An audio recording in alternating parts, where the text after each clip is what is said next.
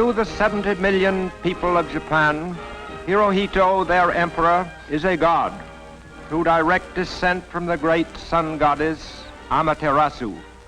They believe that he personally owns Japan, its land, its resources, and even themselves. And they believe that it is the right and destiny of Japan's emperors to rule the whole world. To bring about the fulfillment of this destiny and to destroy all nations and peoples which stand in the way of its fulfillment is the sacred duty of Japan's Army and Navy. The Army of Japan is a well-trained, sternly disciplined force of fanatics steeled to reckless courage by a primitive moral code which assures to every man who dies in battle an immortal life among the Shinto gods. Behind the fighting forces stand all the wealth and power and resources of a people whose national dream is to see Tokyo established as the capital of the world. From Tokyo, the Japanese have for over 11 years been carrying on one long, uninterrupted war. Again and again, Western economists have predicted that Japan's economy must soon collapse. But Japan is stronger today than ever before in its history. An adaptable people, the Japanese have made good use of the inventions and conveniences of the Western world, which might fit in with the plan for world conquest, which is their national obsession. Non-essential industries in Japan have been all but wiped out, for the empire has recognized but one need, the need for the materials of war. Efforts to hold down prices have failed, and inflation has decreased the purchasing power of the yen.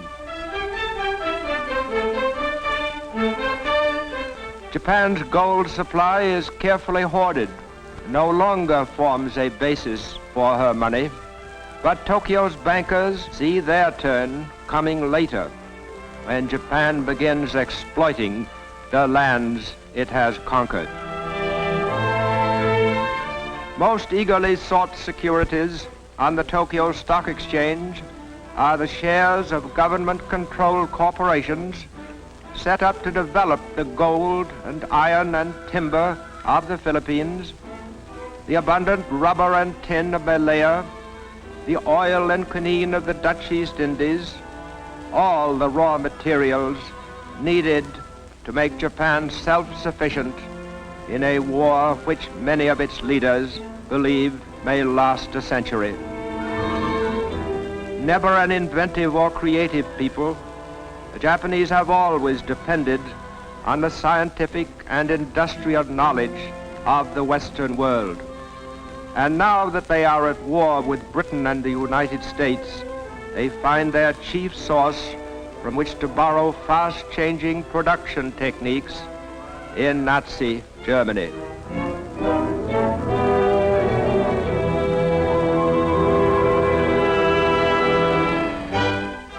In the theaters of Japan, Nazi methods of propaganda are also copied to good effect.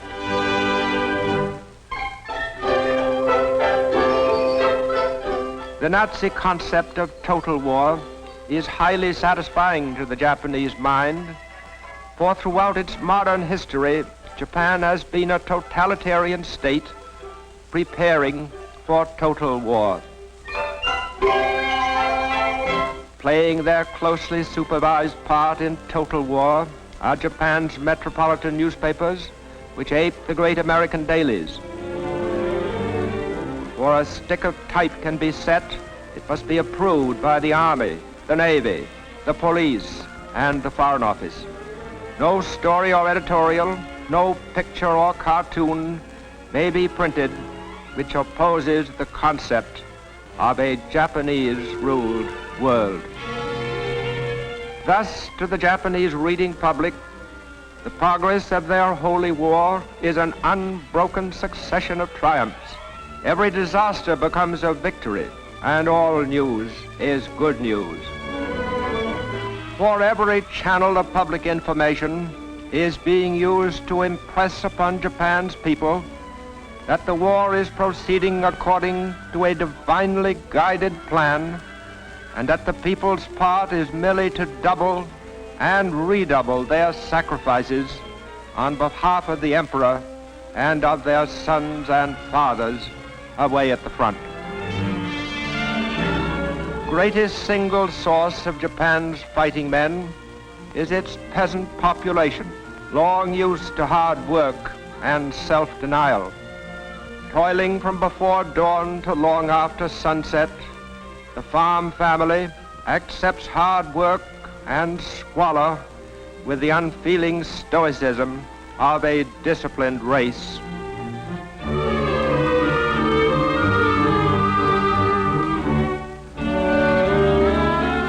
Homes are crudely built with a framework of wooden beams and walls of mud and chopped straw.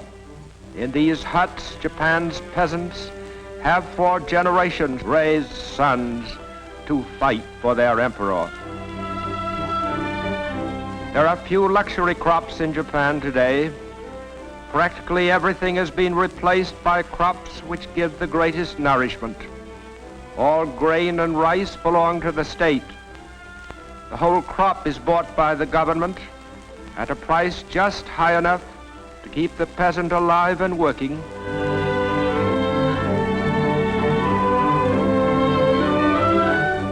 And in a nation where land is the chief source of food and life, no square foot of farmland, however meager, is left untilled.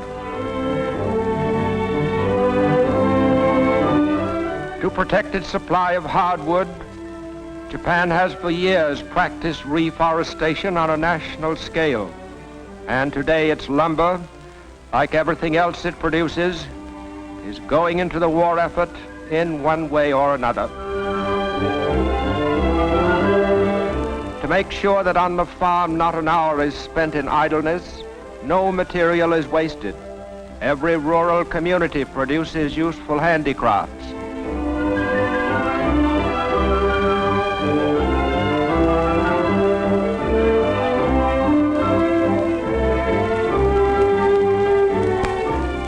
In the towns and villages, home industry is also the rule, and in these homes lies much of Japan's industrial strength.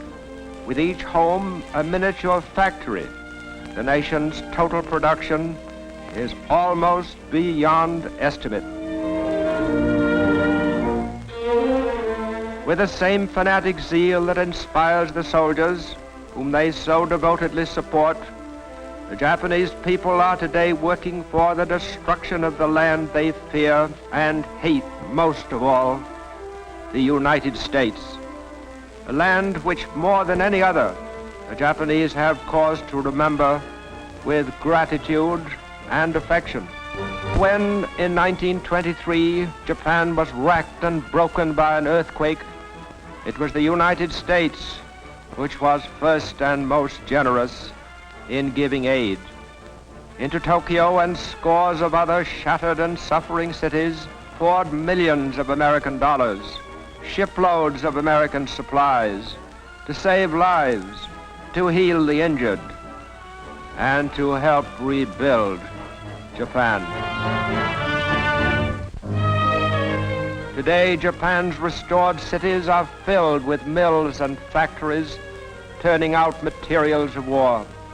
In these factories, there is no shortage of labor. Farms and villages comes an endless supply of girls eager to contribute to the war effort for a year or two before they marry and begin bearing sons for the Army and Navy. Willing to work 14 hours a day for little more than room and board, they find factory meals of boiled rice, fish, and tea better fare than they had at home. Since nearly a decade before Pearl Harbor, Japan's heavy industry has been mobilized on a war footing. its materials, machine tools, and workmen integrated into a long-range program to build up and maintain the Japanese war machine. To make up for shortages of strategic materials, it accumulated great stockpiles of raw materials by importing them from China, India, the Netherlands East Indies, and from Western nations.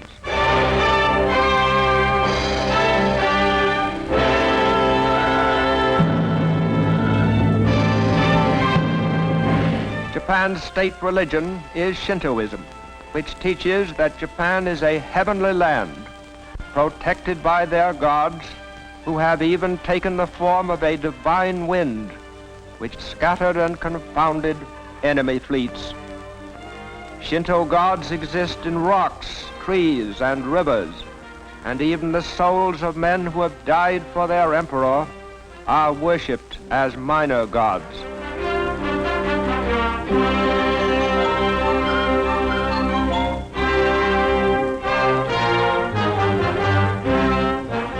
And in the immemorial fashion of these ancestors, they fortify with pageantry and savage symbolism the belief that innumerable and deities in them to be the conquerors of the world. Early in life, Japanese school children learn to feel the proper reverence for national heroes, for by implanting such devotion, the empire is assured of a youth imbued with fanatical courage and militarist ideals.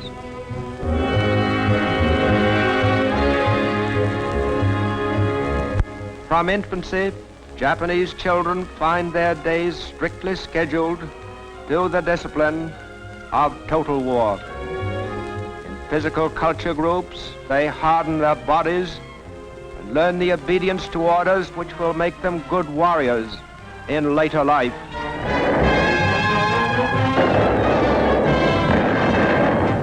By wreaking pitiless destruction upon unarmed cities and their helpless people, and by slaughtering all those who stand in Japan's way, the young Japanese will win honor and grace in the sight of his gods.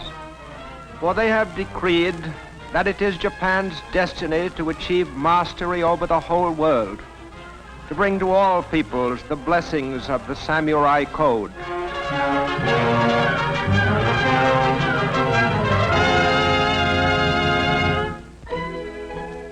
In learning to read and write the complex Japanese language of more than 4,000 characters, there is stern discipline for the mind.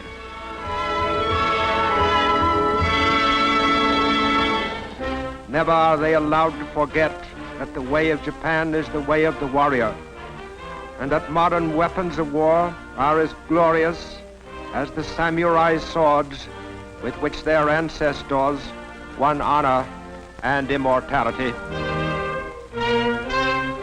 To the Japanese child, these are not mere planes and ships, but symbols of the conquering might of his august emperor. As he grows older, the future Japanese soldier devotes a large part of his time to the study of warfare. He learns to submerge his individuality in mass drills and maneuvers which teach him the fundamentals of the life he will soon lead.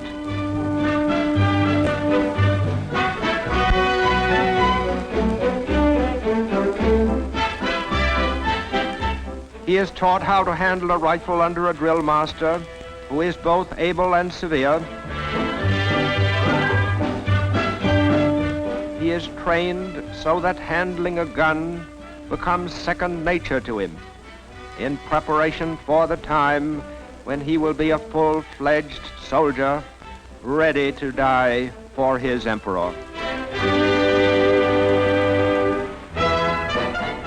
Anticipating worldwide expansion, Japan has for years maintained a school of military government and colonial administration, where picked young Japanese learn the approved attitude and method of ruling conquered people in a conquered territory.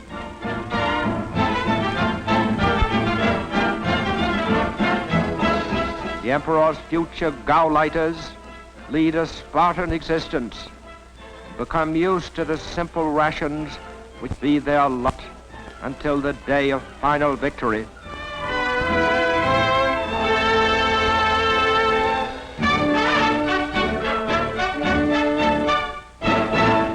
At 17, every Japanese becomes automatically eligible for military service. And on his induction into the army, his years of military training and ingrained discipline begin to serve the nation. Averaging only 5 feet 3 in height and 117 pounds in weight, the Japanese soldier is expected to compensate for his small size by his fanaticism in battle. Under the eyes of an elite corps of officers, the new soldier spends nearly 2 years learning how to take care of himself.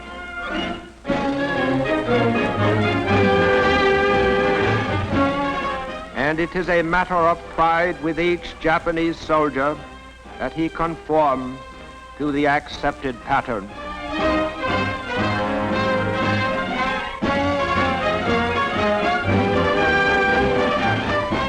He is taught that the greater the odds are against him, the more glorious will be his death.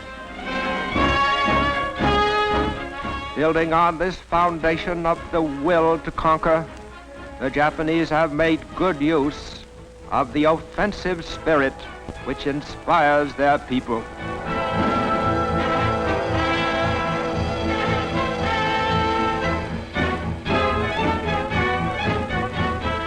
Today, they believe themselves well on the way to realizing their imperial dream, the dream of uniting all mankind into one worldwide household with Japan at its head.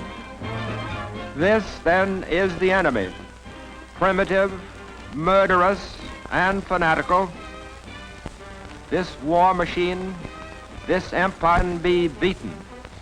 But let us make no mistake, for total victory, we must make total sacrifice. Against the madness of Japan, nothing less than all our efforts will suffice to bring peace and security in our time.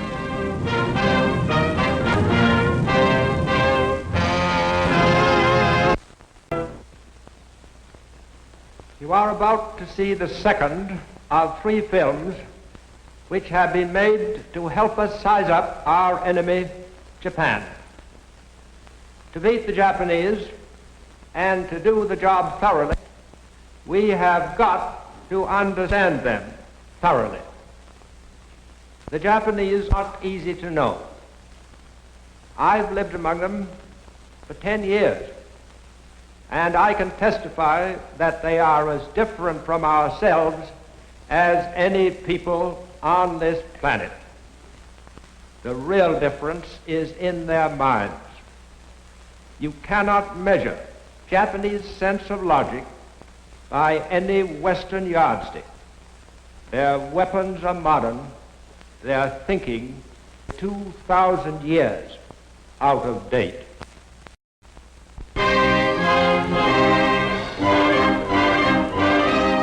To the 70 million people of Japan, Hirohito, their emperor, is a god, through direct descent from the great sun goddess Amaterasu. They believe that he personally owns Japan, its land, its resources, and even themselves. And they believe that it is the right and destiny of Japan's emperors to rule the whole world.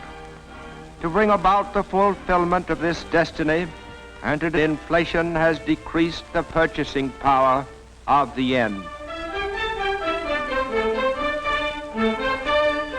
Japan's gold supply is carefully hoarded, no longer forms a basis for her money, but Tokyo's bankers see their turn coming later, when Japan begins exploiting the lands it has conquered.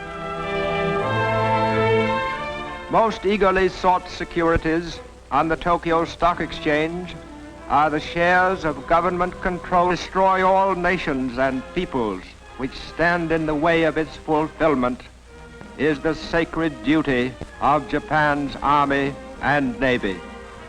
The Army of Japan is a well-trained, sternly disciplined force of fanatics steeled to reckless courage by a primitive moral code which assures to every man who dies in battle an immortal life among the Shinto gods. Behind the fighting forces stand the Japanese have made good use of the inventions and conveniences of the Western world, which might fit in with the plan for world conquest, which is their national obsession. Non-essential industries in Japan have been all but wiped out, for the empire has recognized but one need, the need for the materials of war. Efforts to hold down prices have failed, and all the wealth and power and resources of a people whose national dream is to see Tokyo established as the capital of the world. From Tokyo, the Japanese have for over 11 years been carrying on one long, uninterrupted war. Again and again, Western economists have predicted that Japan's economy must soon collapse. But Japan is stronger today than ever before in its history. An adaptable people